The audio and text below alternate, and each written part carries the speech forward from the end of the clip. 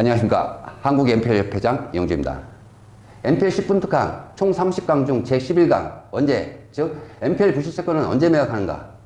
두 번째로 금융기관별 NPL 매각 시점에 대해서 살펴보겠습니다. 언제 매각하는가. 먼저 1금융권과 2금융권, 기타금융권으로 나눠서 살펴보겠습니다.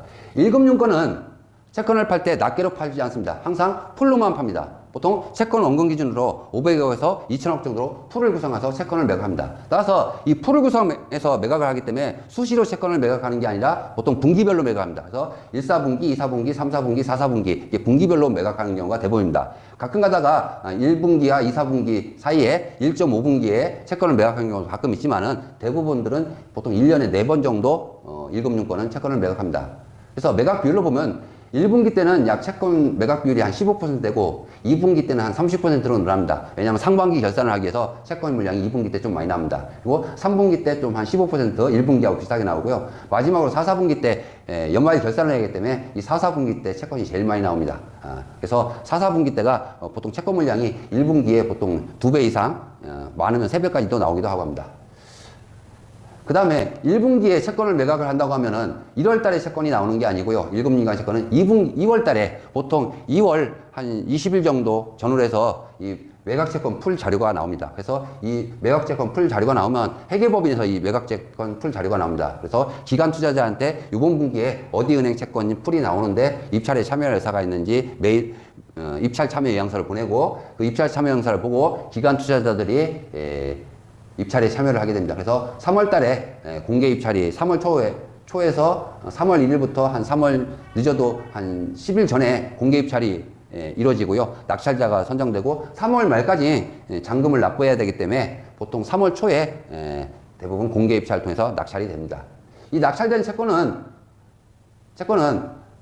하나의 풀이 낙찰받아 SPC가 유동화전문회사가 하나씩 만들어지는데요. 이 낙찰이 되면은 4월 달에 이 채권을 갖고 와서 그 자산관리회사한테 채권을 위탁을 맡기고 자산관리회사는 담당 AM별로 채권을 분리해서 나눠줍니다. 관리할 채권을. 그리고 이 4월 달에 배당받은 AM들이 채권을 갖다가 내가 이 채권을 통해서 기간은 얼마 기간 동안 이 채권을 얼마를 회수할 수 있다는 AMP, 즉 자산관리계획표를 짜고요. 그 자산관리계획표를 짜서 통해서 이 채권을 내가 얼마에 해소할 수 있다는 타겟 프라이스인 목표 해소 가격이 나옵니다. 그래서 이게 1월 달에 나온 1사분기에 나온 채권이 실질적으로 우리가 채권을 사서 유동화 전문회사든지 이런 데 찾아갔을 때 살 수 있는 시점은 약 5월 달 정도로 생각하시면 됩니다. 이때 되면은 AMP라든지 타겟 프라이스인 목표 해소 가격이 다 해소가 다 작성이 되기 때문에 이때부터 본격적으로 1사분기에 나온 채권들을 갖다가 5월 달부터 살 수 있다고 생각하시면 됩니다. 1금융권을 제한 기타금융권입니다. 이 기타금융권은 1금융권을 제한 기타금융권은 채권을 풀로 파는 게 아니라 개별 매각을 합니다. 따라서 개별 매각을 하기 때문에 1금융권 같이 분기별로 파는 게 아니라 수시로 언제든지 자기가 필요할 때 가서 채권을 매입할 수가 있습니다. 따라서 유동화 전문회사라든지 농협, 수협, 축지업, 신협, 새마을금고 또는 저축은행 캐피탈 또는 대부회사 채권들은 다 개별 매각한다고 생각하시면 됩니다. 따라서 이때 론세일로 여기 유동화 전문회사는 채무인수 방식이 있고요. 이때 가서 수시로 여러분들이 필요하실 때 채권을 사실 수가 있습니다. 이런 데들은 유동화회사는 채권을 사고 싶으면 이 채권을 관리하고 있는 자산관리회사로 가야 되고 저축은행이라는 캐피탈 이런 데들은 제가 했다가 2층 대부계에 연락해서 채권을 사실 수 있다고 생각하시면 됩니다.